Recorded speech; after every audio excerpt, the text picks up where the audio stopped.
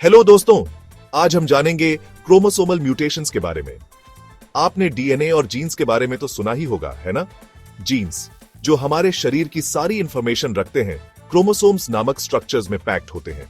सोचो, इन्हें ऐसे इंस्ट्रक्शन मैनुअल्स की तरह जो हमें बताते हैं कि कैसे ग्रो करना है, कैसे फंक्शन करना है। लेकिन कभी-कभी इन इंस्ट्रक्शंस में चेंजेस आ जाते हैं, जिन्हें हम म्यूटेशंस कहते हैं। ये म्यूटेशंस हमारे जीन्स और क्रोमोसोम्स में कैसे चेंजेस लाते हैं, चलिए जानते हैं। Ready for an exciting adventure into the world of genetics? Let's go. दोस्तों, इमेजिन कीजिए, आपके पास एक जिगसॉ पजल है, लेकिन उसमें से एक पीस गायब है। क्या पजल पूरा होगा? नहीं ना। ठीक वैसे ही डिलीशन में क्रोमोसोम का एक हिस्सा गायब हो जाता है। यह डिलीशन छोटा भी हो सकता है, जिसमें सिर्फ एक जीन मिसिंग हो, या फिर बहुत बड़ा भी, जिसमें कई जीन्स गायब हो जाए, और यह किसी भी क्रोमोसोम में हो सकता है। अब क्योंकि जीन्स हमारे शरीर के लिए इंस्ट्रक्शंस होते हैं, अगर कुछ इंस्ट्रक्शंस ही मिसिंग होंगे तो प्रॉब्लम्स तो होंगी ही। डिलीशन की वजह से कई सीरियस जेनेटिक डिसऑर्डर्स हो सकते हैं, जैसे क्राई-डू-चैट सिंड्रोम, जो क्रोमोसोम 5 के एक हिस्से के डिलीशन से होता है। इस सिंड्रोम वाले बच्चों में बिल्ली जैसी रोने की आवाज आती है और उन्हें डेवलपमेंटल डिलेज भी होती है। डिलीशन हमारे शरीर के लिए बहुत हार्मफुल हो सकता है, इसीलिए इसे समझना बहुत जरूरी है। अब हम बात करते हैं डुप्लीकेशन की।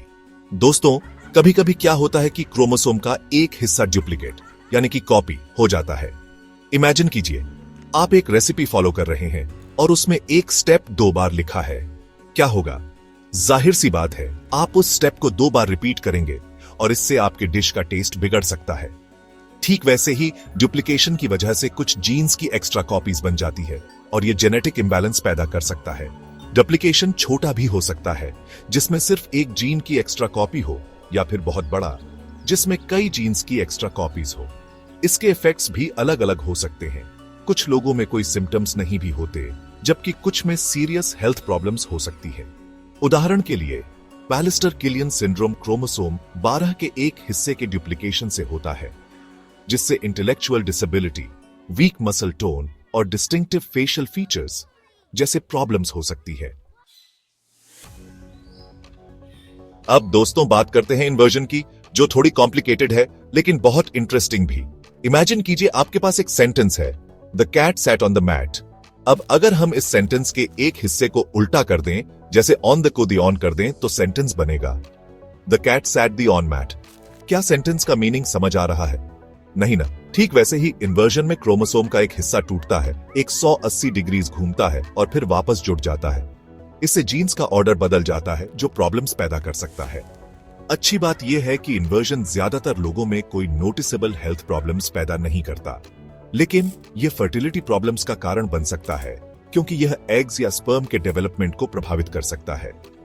इन्वर्जन एक जनरेशन से दूसरी जनरेशन में भी ट्रांसफर हो सकता है, जिससे जेनेटिक डिसऑर्डर्स का खतरा बढ़ सकता है।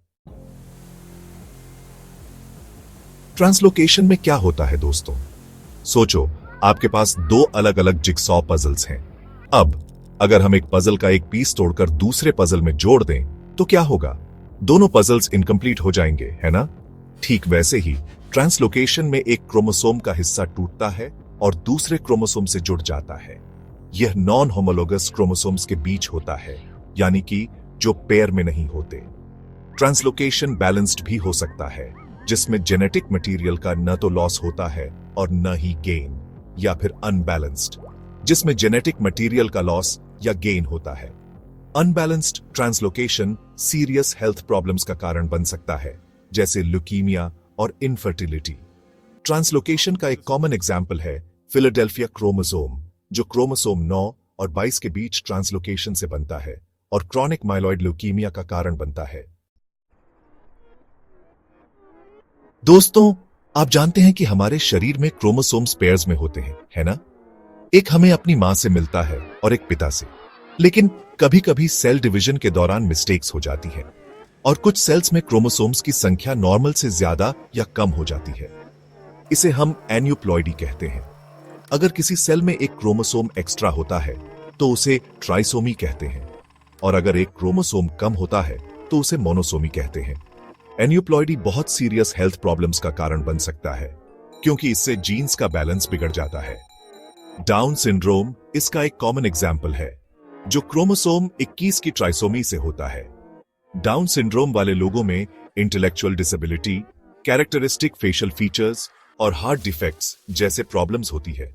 एन्यूप्लॉइडी एग्स या स्पर्म में भी हो सकता है, जिससे मिसकैरेज या बर्थ डिफेक्ट्स का खतरा बढ़ सकता है। अब तक हमने उन म्यूटेशंस के बारे में बात की जिनमें क्रोमोसोम्स के एक पार्ट या एक क्रोमोसोम में चेंज होता है। लेकिन दोस्तों, एक म्यूटेशन ऐसा भी है जिसमें पूरे सेट ऑफ क्रोमोसोम्स डुप्लीकेट हो जाते हैं। जी हां, आपने सही सुना। इसे हम पॉलीप्लॉइडी कहते हैं।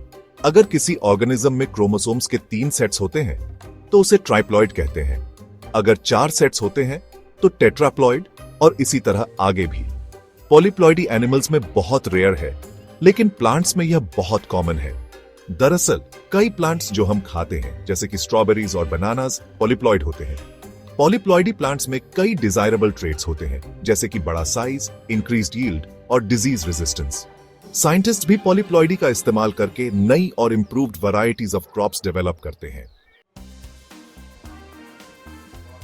तो दोस्तों, ये थे कुछ कॉमन क्रोमोसोमल म्यूटेशंस।